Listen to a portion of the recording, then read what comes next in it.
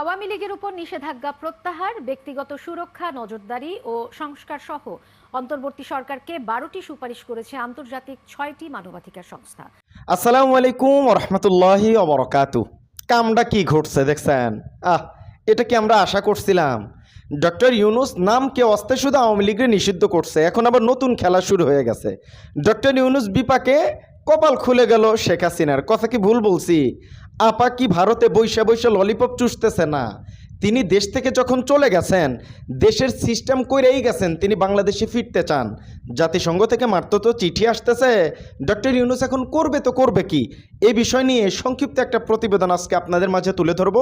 চ্যানেলটি ছোট্ট নতুন একটি চ্যানেল, অবশ্যই এরকম শর্ট টাইমের ভিতরে আপডেটমূলক তথ্য পেতে আমাদের চ্যানেলটি একটু সাবস্ক্রাইব করে দেবেন, ভিডিওতে একটা লাইক করবেন।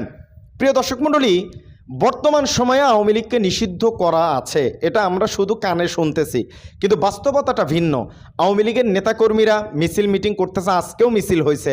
শেখ হাসিনা একের পর এক পদক্ষেপগুলো নিচ্ছেন, তার পরিকল্পনাগুলো বাস্তবায়ন করতেছেন, সব কিছুই কিন্তু চলতেছে, কোনো কিছুই কিন্তু আওয়ামী লীগের ঠেকে নাই। আওয়ামী লীগের নেতাকর্মীরা কি পলায় পলায় বেড়াইতেছে না? তারা কার্যক্রম চালায়া যাচ্ছে। নভেম্বর এবং ডিসেম্বর তাদের টার্গেট, তার আগেই খেলা শুরু করে দিছে তারা।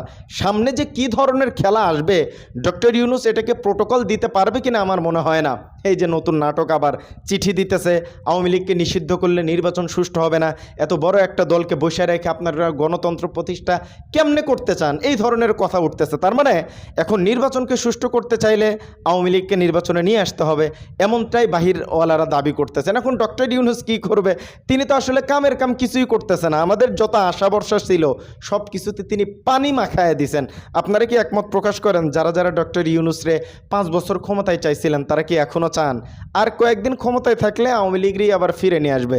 শেখ হাসিনা ভারত থেকে খিলখিল করে হাসতেছে। খেলা তো মাত্র আপা শুরু করছে, দেখতে থাকেন কি হয়। তবে আপনাদের কাছে অনুরোধ করতেছি, একটু নিজের খেয়াল রাখেন, পরিবারের খেয়াল রাখেন। দেশের অবস্থা কিন্তু ভালো না। এখন দেখা যাক ডক্টর ইউনুস কি করে, এটাই দেখার বিষয়। আজকের ভিডিও এই পর্যন্তই বার্তা। জাতিসংঘ থেকে আপডেট আসছে, ডক্টর ইউনুস এখন কি করে এটা আমরা দেখব। ভালো থাকেন সবাই, সুস্থ থাকেন। আসসালামু আলাইকুম রহমতুল্লাহি ওয়া বারাকাতুহু।